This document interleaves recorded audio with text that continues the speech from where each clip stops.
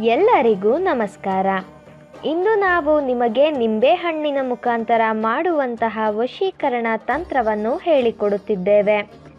ಈ ಒಂದು ತಂತ್ರವನ್ನು ನೀವು ಮಾಡುವುದರಿಂದ ನೀವು ಇಷ್ಟಪಟ್ಟ ಸ್ತ್ರೀ ಅಥವಾ ಪುರುಷ ಅಥವಾ ಯಾರನ್ನ ಬೇಕಾದರೂ ಸಹ ನಿಮ್ಮ ಕೈವಶ ಮಾಡಿಕೊಳ್ಳಬಹುದು. ಈ ಒಂದು ತಂತ್ರವನ್ನು ಮಾಡುವುದು ಹೇಗೆ ಎಂದು ತಿಳಿದುಕೊಳ್ಳುವ ಮೊದಲು ತಪ್ಪದೆ ನಮ್ಮ ಈ ವಿಡಿಯೋವನ್ನು ಲೈಕ್ ಮಾಡಿ. ಹಾಗೂ ನೀವಿನ್ನೂ ನಮ್ಮ ಚಾನಲನ್ನು ಸಬ್ಸ್ಕ್ರೈಬ್ ಮಾಡಿಲ್ಲ ಅಂದರೆ ಈ ಕೂಡಲೇ ಸಬ್ಸ್ಕ್ರೈಬ್ ಬಟನ್ ಮೇಲೆ ಕ್ಲಿಕ್ ಮಾಡಿ ಮತ್ತು ಪಕ್ಕದಲ್ಲೇ ಬರೋ ಬೆಲ್ ಐಕಾನ್ ಮೇಲೆ ಕೂಡ ಕ್ಲಿಕ್ ಮಾಡಿ. ಈ ತಂತ್ರವನ್ನು ನೀವು ಭಾನುವಾರದ ದಿನ ರಾತ್ರಿಯ ಸಮಯದಲ್ಲಿ ಮಾಡಬೇಕು. ಈ ತಂತ್ರವನ್ನು ಮಾಡುವುದಕ್ಕೆ ಒಂದು ನಿಂಬೆಹಣ್ಣು, ಪೆನ್ ಹಾಗೂ ಕೆಂಪು ಬಟ್ಟೆ ಬೇಕಾಗುತ್ತದೆ.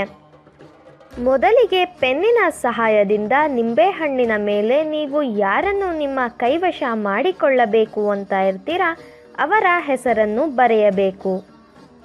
ಹೆಸರನ್ನು ಬರೆದ ಬಳಿಕ ನಿಂಬೆಹಣ್ಣನ್ನು ನಿಮ್ಮ ಬಲಗೈನ ಮುಷ್ಟಿಯಲ್ಲಿ ಹಿಡಿದುಕೊಳ್ಳಬೇಕು.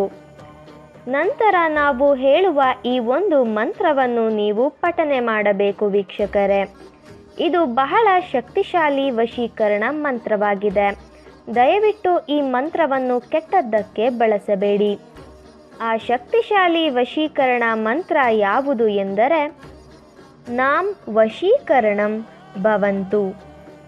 ನಾಂ ಅಂತ ಹೇಳಿರುವ ಜಾಗದಲ್ಲಿ ನೀವು ಯಾರನ್ನು ನಿಮ್ಮ ಕೈವಶ ಮಾಡಿಕೊಳ್ಳಬೇಕು ಅಂತ ಇರ್ತೀರಾ ಅವರ ಹೆಸರನ್ನು ಸೇರಿಸಿ ಮಂತ್ರವನ್ನು ಪಠಿಸಬೇಕು ವೀಕ್ಷಕರೇ. ಈ ಒಂದು ಮಂತ್ರವನ್ನು ನೀವು 251 ಬಾರಿ ಪಠನೆ ಮಾಡಬೇಕು.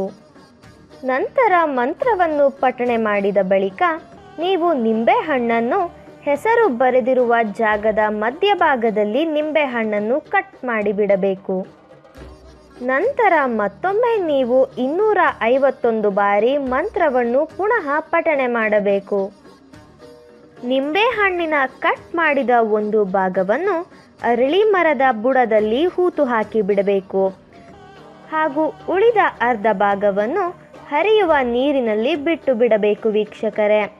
ಈ ರೀತಿಯಾಗಿ ನೀವು ಮಾಡುವುದರಿಂದ ನೀವು ಇಷ್ಟಪಟ್ಟವರು ಕೇವಲ 24 ಗಂಟೆಯ ಒಳಗಾಗಿ ನಿಮ್ಮ ಕೈವಶವಾಗಿ ಬಿಡುತ್ತಾರೆ. ಈ ವಶೀಕರಣ ತಂತ್ರ ಬಹಳ ಶಕ್ತಿಶಾಲಿಯಾಗಿದೆ. ದಯವಿಟ್ಟು ಈ ತಂತ್ರವನ್ನು ಕೆಟ್ಟದ್ದಕ್ಕೆ ಬಳಸಬೇಡಿ, ಒಳ್ಳೆಯದಕ್ಕೆ ಬಳಸಿ. ಈ ತಂತ್ರವನ್ನು ಮಾಡುವಲ್ಲಿ ನೀವು ಯಶಸ್ವಿಯಾಗದಿದ್ದರೆ ಸ್ಕ್ರೀನ್ ಮೇಲೆ ಡಿಸ್ಪ್ಲೇ ಆಗುತ್ತಿರುವ ನಮ್ಮ ಗುರೂಜಿ ನಂಬರ್ಗೆ ಕರೆ ಮಾಡಿ. ನಿಮ್ಮ ಎಲ್ಲ ಕಷ್ಟಗಳಿಗೂ ಕೂಡ ಪರಿಹಾರ ದೊರಕಿಸಿಕೊಡುತ್ತಾರೆ. ಈ ವಶೀಕರಣ ತಂತ್ರ ನಿಮಗೆ ಇಷ್ಟ ಆದಲ್ಲಿ ವಿಡಿಯೋವನ್ನು ಲೈಕ್ ಮಾಡಿ, ಶೇರ್ ಮಾಡಿ ಹಾಗೂ ಕಮೆಂಟ್ ಮಾಡಿ. ವಿಡಿಯೋ ನೋಡಿದ ಎಲ್ಲರಿಗೂ ಕೂಡ ಧನ್ಯವಾದಗಳು.